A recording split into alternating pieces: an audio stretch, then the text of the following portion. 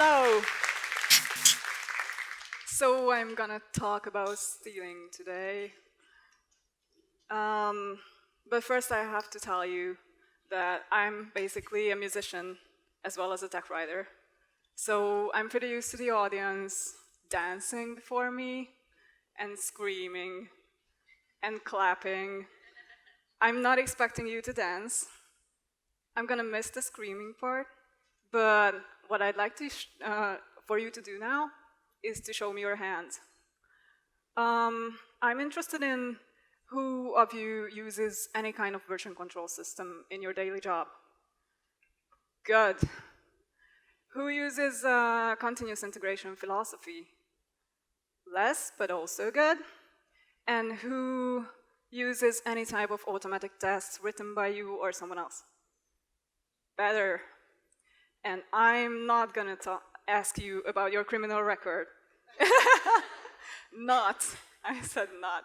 But if you want to confess, I can keep secrets. So come to me in the break, tell me all about your stealing history, and then I'm gonna listen and forget about it. So let's start with version control. This will be a basic overview, but I'm also gonna speak about some things that we do with it, and then we gradually move on to the more interesting stuff. This is a thing that everyone wants to evade. I think actually I named this slideshow that I have something like V3 final, final, really final, and I can prove it. So, so this is why we usually use version control systems to control the version of our documents and the changes to our documents a bit better. It's basically a central management of document changes. You treat the documentation source as source code, and the basic principle behind that is to save the documentation changes in small chunks that are called commits, as I hope you all know. The small chunks are important because then everyone knows what has changed, where has it changed, why has it changed. And it also helps in terms of reviews. So if you want to send your changes for review either to your peers or to your developer friends, then they are used to reading diffs, which is the differences between what you have changed and the previous version of the files, and then you're ready to go. If you save your changes often, it's also easier to revert those changes if you either screw something up or if the management decides that they will not include a feature that you have been working on for a month, and then you can just reintroduce it later to your system. And using small changes also makes it easier to resolve conflicts. And this is how diffs usually look like, at least for us. The removed parts are marked with red, and the added parts are marked with green, and the weird colors are the changed parts. And we also use branches, and we use it for 3 different purposes. We use different branches for different versions of the same product because we have to support several versions in parallel, and we also have to sometimes do maintenance releases when we do bug fixes either in the product itself or in the document itself. We also have several related products with common components, so they are either based on like a common thing, or we have a commercial version, and we also have a free version. And therefore, it's much easier to pick the changes between each of these versions if you have to fix something or if you have to modify something. And you save yourself from copy-pasting. And it's also a great thing if you have team members working on the same project, but I would also add that if you have developers working on the same project as you do, because then you can provide a branch for either of your team members, or you can provide a branch for sorry, I have a bit of a cold right now. So your developers, and then you can reintroduce their changes to the mainline, and then you can check whether what they did was correct enough to introduce it to the mainline. And this is what we do, and I added this slide because of Pavel, because he likes octopuses, and I like octopuses as well. And I've actually stolen this from Dev Bootcamp. So you have the octopus as the master branch, and you have someone working on the hard glasses, and you have someone else working on the cowboy hat. And then you push them to the master branch, and you have an octopus with a cowboy hat and the hard glasses. But there's also the real-life example, when something goes wrong. And this is why it's important to commit your changes in small chunks, and this is why it's important to test what you have committed. You can validate your commits before they get introduced into the system. These are called Git hooks, and I will talk about them later. And you can check them against schemas or any type of validation. And so if you did something very wrong, or you have like syntax errors in your files, they don't even get saved. So this will never happen. You can also integrate version control systems with issue trackers. You can track which team member works on which task.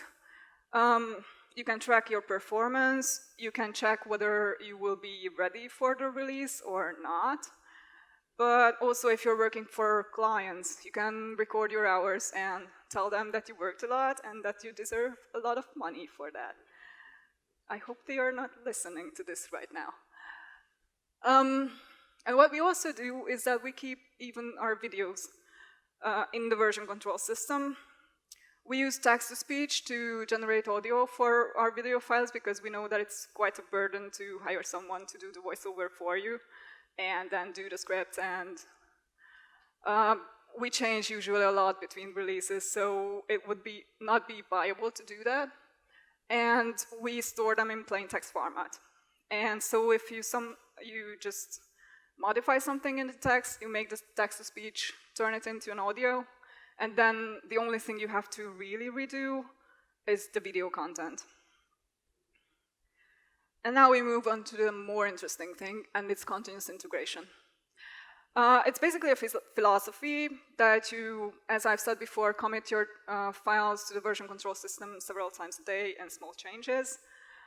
With continuous integration systems, you can retrieve certain sources and build certain outputs. You can run tests on these things, both the sources and both on the outputs, and basically have a better quality all over your documents and all over your product with small pieces of effort.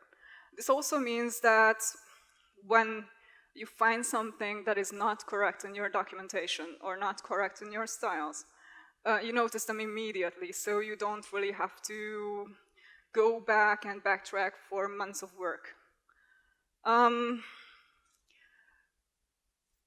This way, you improve the quality of code, you have more efficient writers, you have to spend less time on trying to do detective work.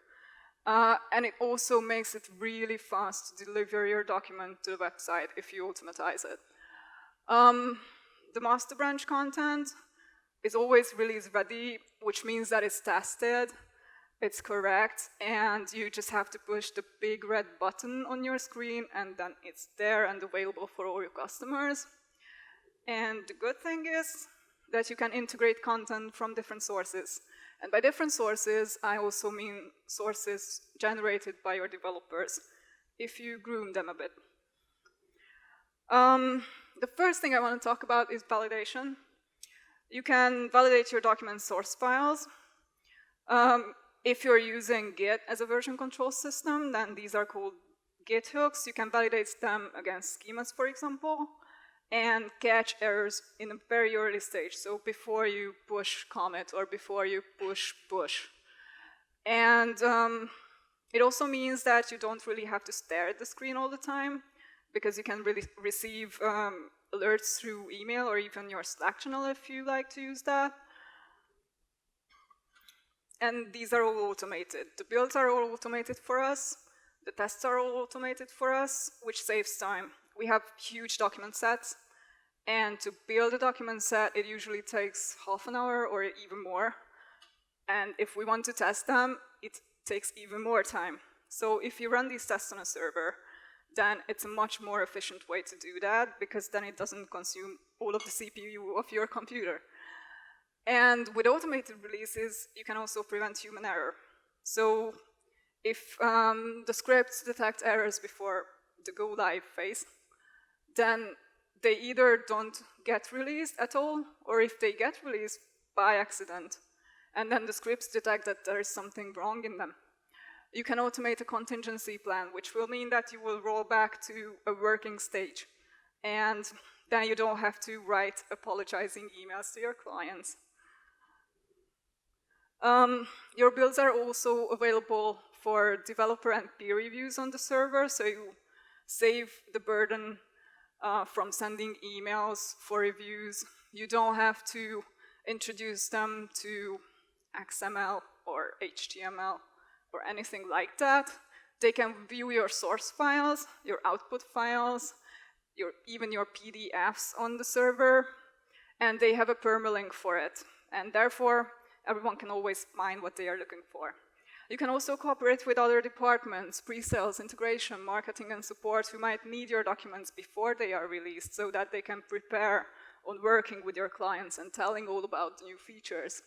You can serve pre-release customers. So if you have customers who have the right to test your features in an earlier stage, you can send them the link to your server, and then they get access to the documents. And of course, if there is a need for urgent release, you can also do that. The tests in our CI system run on automatic triggers, which eliminates forgetfulness. I'm guilty of that really badly. They also run on a server, which means that it saves time, as I've said before, and it reduces performance issues. When you get into the habit of writing tests, you start to like them after a while. So you write more tests, and this means that they will consume up all your power, all your CPU, and all your time, which of course provides you more time with drinking coffee and talking to developers, but not really with working. So if you run these on a server, this will all go away. You can run these tests on different sources, not only your documentation sources, like your images or your text files or whatever. And by sources, I mean even XML and HTML and whatever you can think of. But you can also run these tests on development-generated sources. And you can run them on different build outputs and improve quality. And I want to emphasize that what I'm talking about is my example at my company, but it's pretty easy to tailor your own tests to your own needs, especially if you can grab someone to do it for you.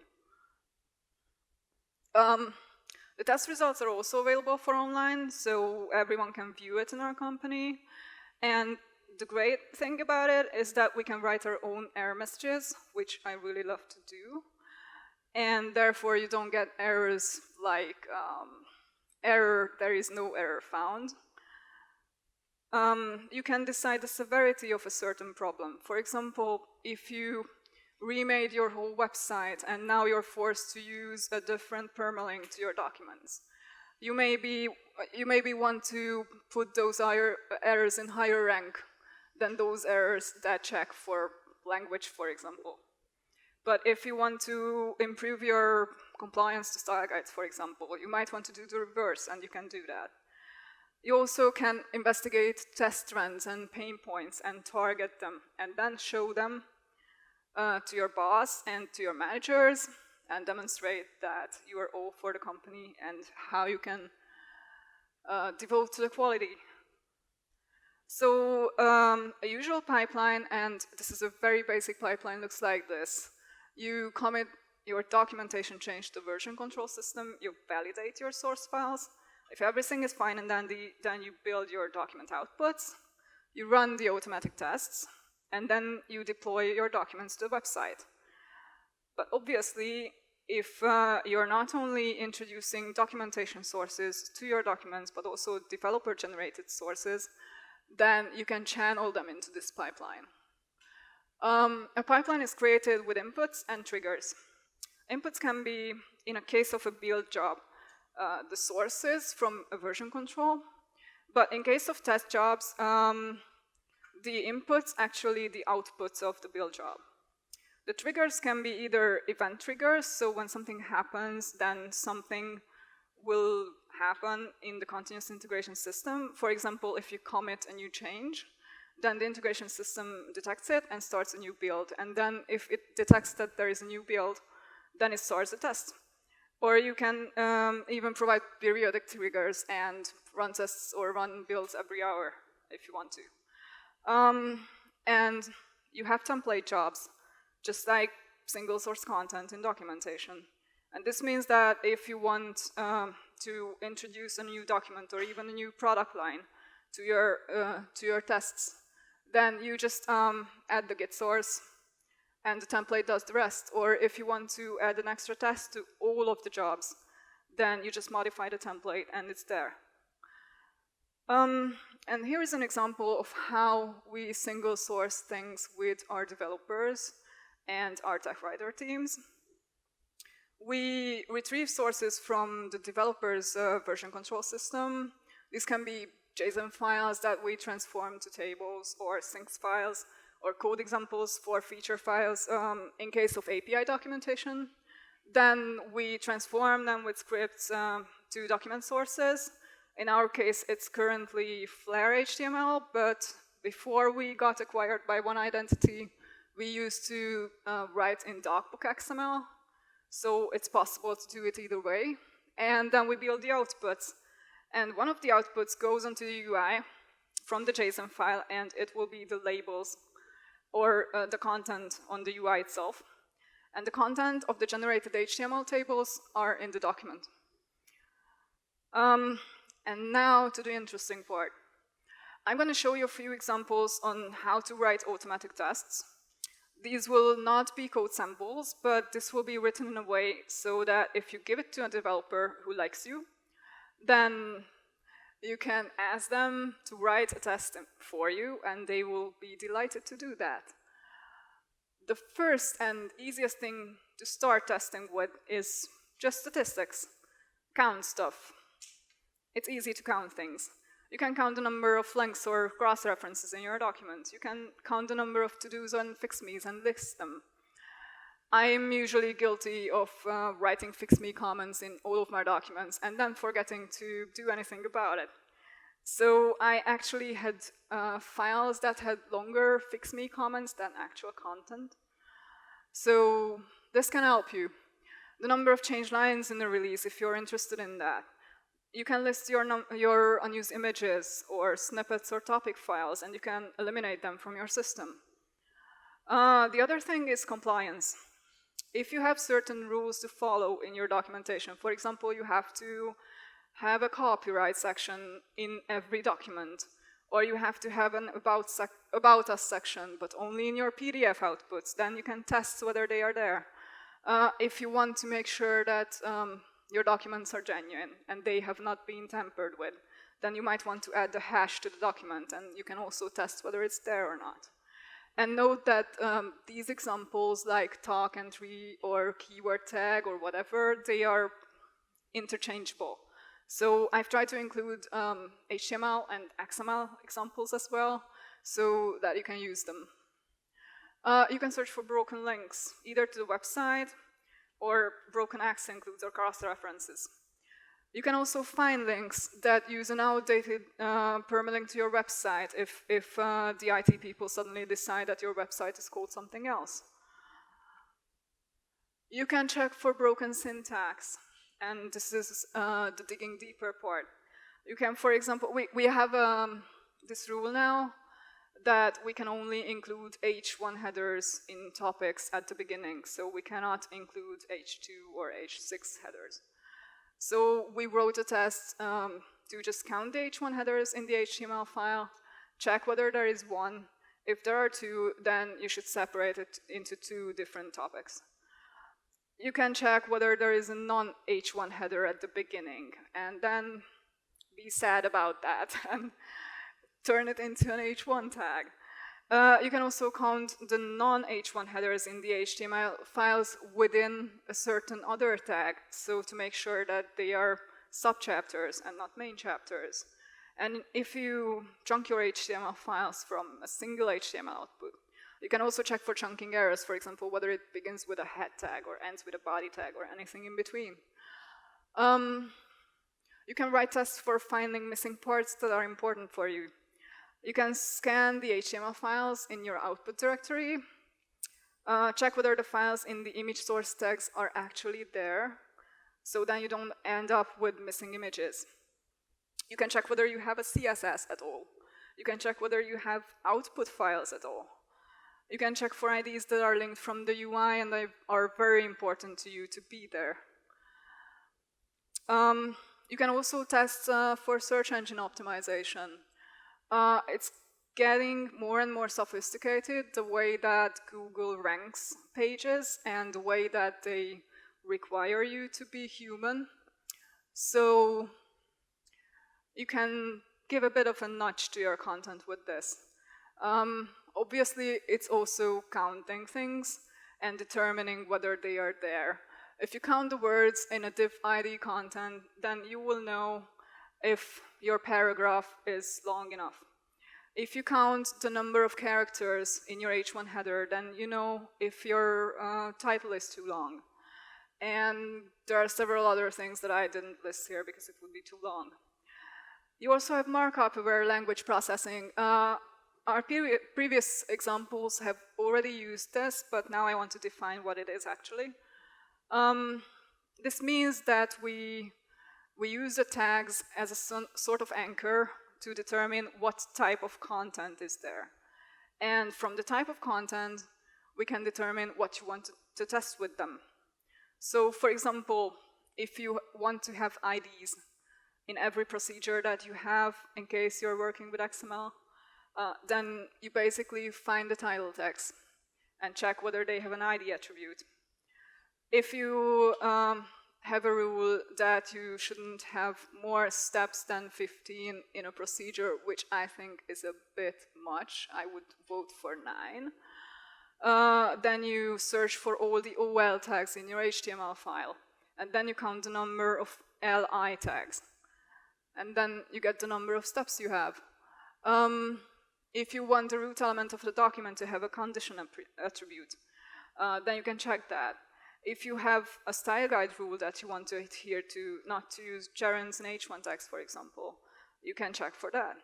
Or if you don't want to use certain expressions in warning elements, for example, please, or I'm really sorry that we broke your product, or something along the way.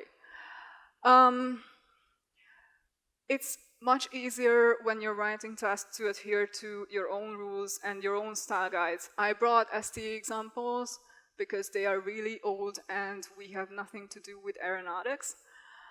But if you have your own style guide and if you have your own linguistic rules, by using MALP, it's easy to determine how to test these things. For example, STE says that you shouldn't use semicolons, but what if you have a lot of semicolons, for example, in code snippets or code examples in your documents? Then you don't want to eliminate those, so it's not enough to just count the semicolons in a document. You want to search for the paragraphs that you have or the written content that you have. Find all the semicolons there and then get rid of them. There is also a rule in STE that the maximum length of a paragraph is 6 sentences. You can process OP tags, count the sentences, and receive an alert if there are more than 6. And by counting the sentences, this usually looks like counting the dots that has spaces after them. You can have different rules for different type of content. So if you have a rule for having a different length for procedural sentences and a different length for descriptive sentences, you can also do that. You just have to determine where these sentences are. In case of procedures, it's easy because the steps are usually in LI tags. And then your status monitor will look just like this. And this is where the fun part starts for me, because I wanted to be a detective when I was little. So this is where you start hunting the bugs and correcting all the things that your tests have found.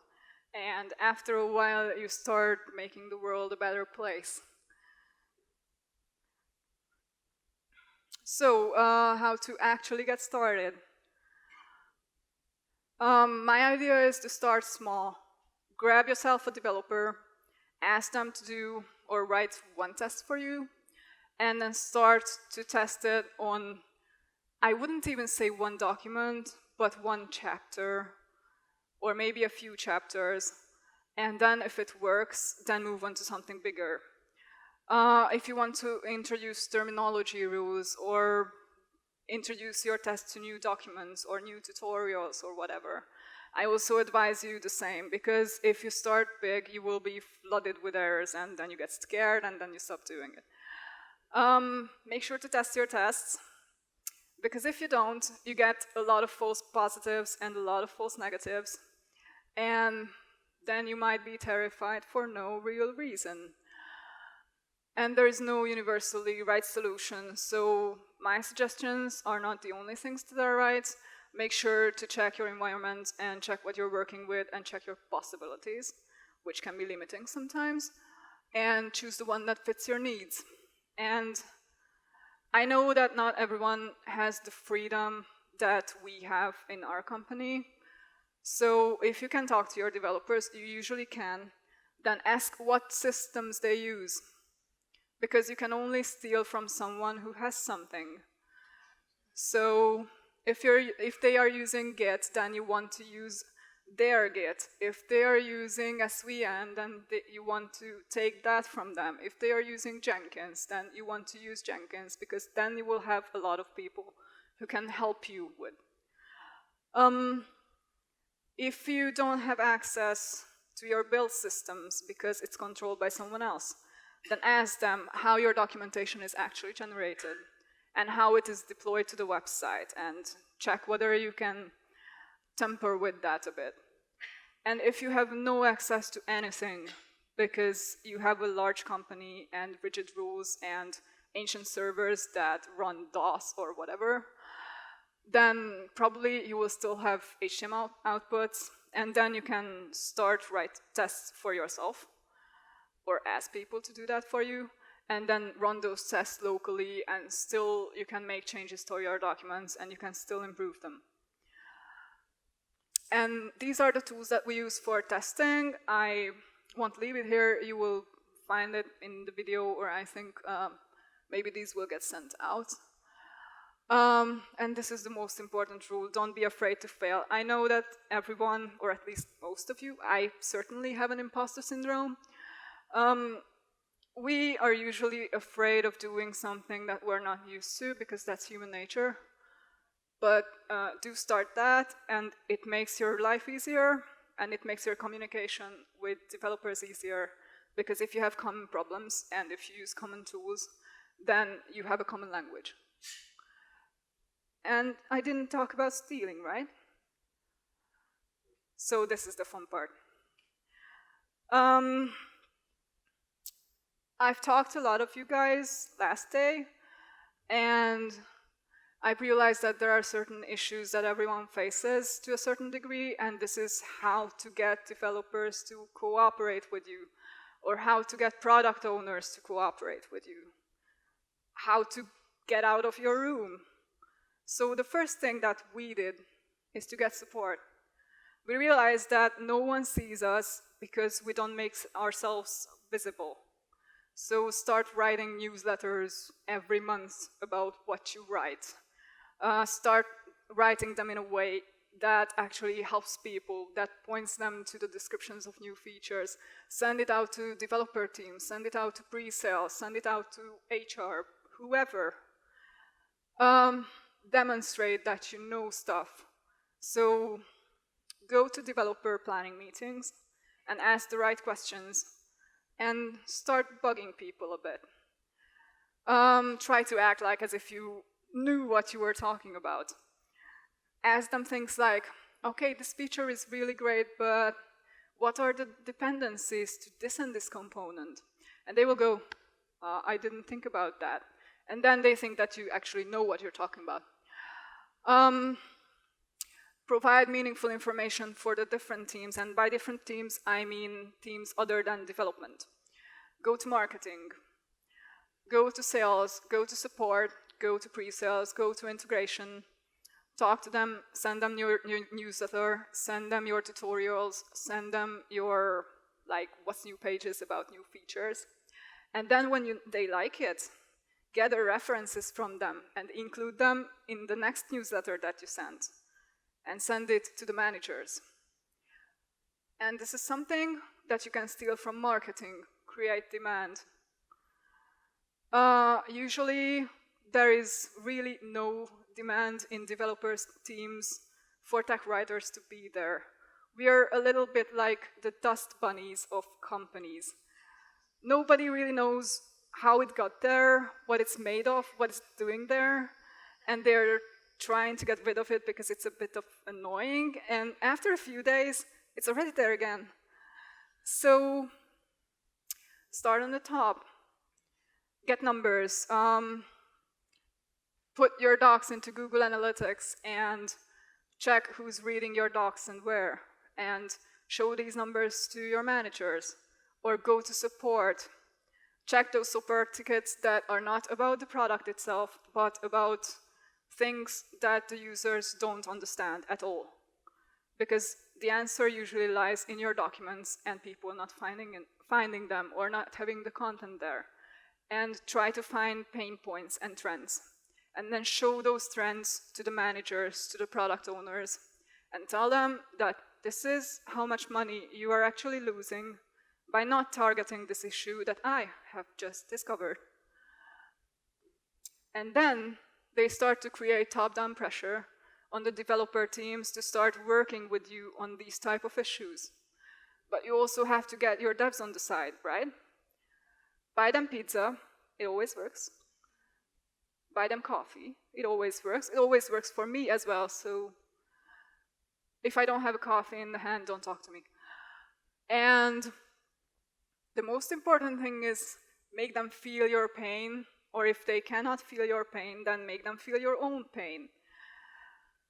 And this means a bit of a torture. Be prepared, go there with questions when you have to document a feature, and start bugging them. And then if they don't answer you, start annoying them. And if they are annoyed enough and you see that they are a little bit stressed and they want to just clam up and go away and just make you leave, then you reassure them that they did all good. You pat them on the back, and then you give them an advice on how to make this all go away and how they can prevent this from happening to them again.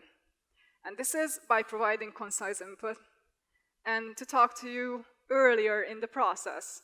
So it's easy if they plan a feature that's being discussed with you. You can provide insight that they don't have, and they will see that. And you can help them in developing things in a shorter time, because then they don't have to redevelop things after you come with questions, and then they think about it, and then they go, oh, I didn't think about that before that. And then they leave and go code again. So you have to create a bottom-up need as well. And create a healthy competition between teams. Grab yourself one champion who starts to believe in what you do and who starts to become interested in making a better UI or in making better documentation or bringing the dev team and the tech writer team together. And show them to others as an example. If you work for several developer teams, start small, as I've said before, start implementing one change in the process. And then when you go to the other team, tell them that, oh, you didn't know about that? We have already solved this issue with the other team. Go and ask them. And they will be delighted to talk to other developers because they want to be better than them. And this was all about taking, but what about the giving part? You have to actively listen to developers' issues, and this is usually not during the meetings because everyone hates meetings. Again, bribe them with pizza, or get them coffee, talk to them, and then think about ways, even if it's with testing, or using common systems to provide solutions for them.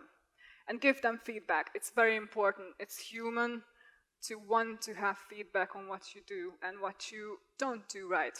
So if they do something good, that's useful for you and your team, then make it sure that it goes into the employee evaluation. If it's negative, then help them improve. And also, you have to be vulnerable a bit. So present them with your own issues. Grab some of these text examples and go to them that, hey, I want to start testing my documents because I saw you guys do that and I saw that it's useful, but I don't know where to start, so please help me. And then let them help. Sometimes they don't know how to write things as properly as you do, and sometimes they help you differently than what you expect. But accept help, because then they will want to help you more. And become an equal. Start planning together. I don't say that you go to all planning meetings, because then you will be flooded with like stand-ups and scrum meetings and whatever. Go to a few selected meetings and ask them in advance whether it will be useful for you, whether they will be planning things that are actually user visible. If they don't know what user visible is, then teach them. Make them know that your time is as valuable as theirs, so they will be actually happy when you're there. If you struggle together, they will start to come to you for help. And if you help them, and then you go to ask for help from them, then they will feel like an equal to you. So if you always demand things from someone, they will feel weird. But if they always demand something of you and you don't ask, then they also feel weird. And deliver the product together. Make sure that everyone knows that the documentation is part of the product, it's part of the planning. It's basically working together towards the same goal, and then celebrate together and buy pizza for them again. And if everything else fails, and all of my advices don't work, then do something different. I don't know, create a knitting circle and invite developers, or create a board game circle and play board games with them. Do something unofficial. What I did was that I founded a company band, and then we had concerts where we got people from marketing, sales, different development teams, and support into the band, which creates an atmosphere of togetherness, and we can talk to each other inside work situations as well, because they are not afraid to come to you. And we got the developers, the product owners, and even the CEO in the front row during the concerts. And this is the GDPR version, so people are pixelated, but if you have your CEO jumping in the front row, you can do anything. So thank you. Questions?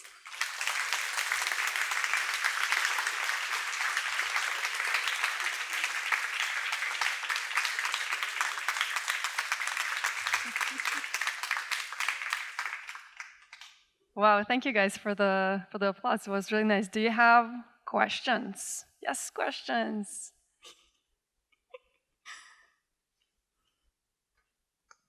Are you testing your documentation only after it is built to a static version? No.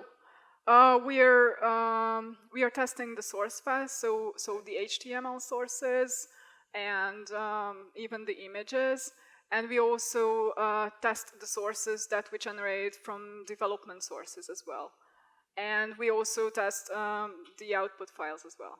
Okay, and are you using? Sorry for the second question. Are you using some tools that were available for everyone, or you write it all by yourself? Well, we are using open source tools because we have an open source product, so it was just okay with us. And we use Python to write the tests, and we actually use developers to help us write the tests themselves. So we didn't download them from anywhere. We just did it from scratch and then integrated it into the CI system. Okay, thank you. Okay, 2 more questions here.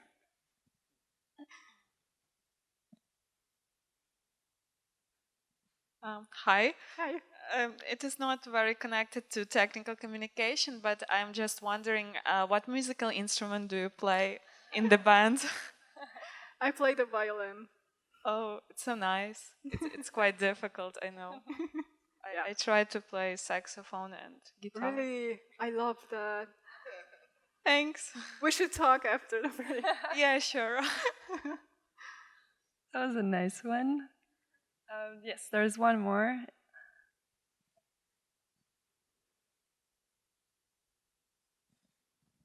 Hi, my name is Natalia. I'm Hello. technical writer, and I had question about tests. But Yeah. Okay, I have another one about version controlling. So, do you have make every time a new version for every change? For example, then you will have a million of versions for documentation, and it would be difficult to find any change then. Well, the version control system works in a way that we only have new versions for a product version. So we support 3 different product versions. And every change is built upon one each other. So when you arrive to a release, then you get a new version. And then you have all the changes that belong to a previous version. And okay, so how it is possible then to find in what change were done where, in what, I don't know, version of document? Well, if you define branches, then you dedicate, it's like a tree. Yeah. And the master branch is like the trunk of the tree, and the branches come off of it. So if you start a product, for example, with version 1, and you have just started documenting it, you will have the trunk of the tree first growing. And then you deploy the document and the product. And then you branch off the new version, so like version 2. And if they find a bug, for example, in the documentation or in the product that you have to correct, for example, in version 1 and version 2 as well, then you correct first in the newest version, in version 2.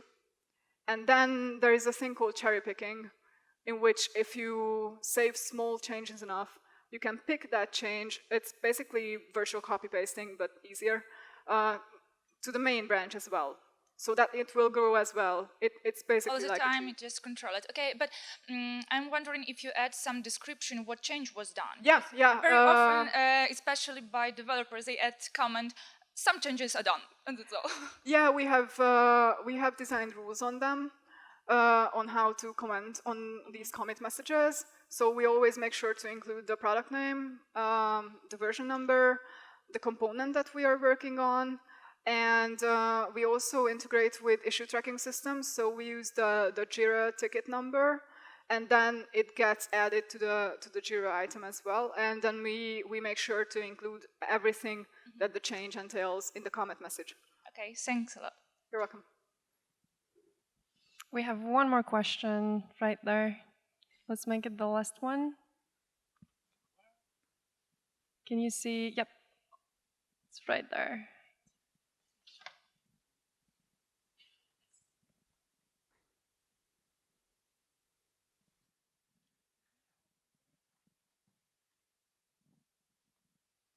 Hello, this is Kasia from Sabre. To be honest, we are using the same process in our company, but we have one big problem now. You are telling us that you have some scripts that are taking data from JSON files and are transforming that data into some tables to XML files. What about situation when you have some mistakes done in that static data? Do you have any automation way to take that data and clean up the code then? Because what we have now is some scripts for the code itself. So if if developers are adding additional data, like a new field, without the proper without description and the proper syntax description, without example, that will now just be committed to the master. But what about situation when you find a mistake after the script is being used? So you any mean way. it's a wrong transformation from the JSON file, or whether it's the wrong content that the Wrong content, because what my understanding is, the next time when you want to use that script that is taking data straight from the code, you will have the same mistake without Yes, you will have the same mistake, but then you can design tests to run on that code that you have transformed. So you will catch those errors if there are any. Okay, but any automated way of make those corrections straight in the code, just you have a way to find them, not to correct them, right? Well, now we correct most things manually because there are certain things that look different in code. I mean, in the documentation code for different purposes. So we don't really automate that right now.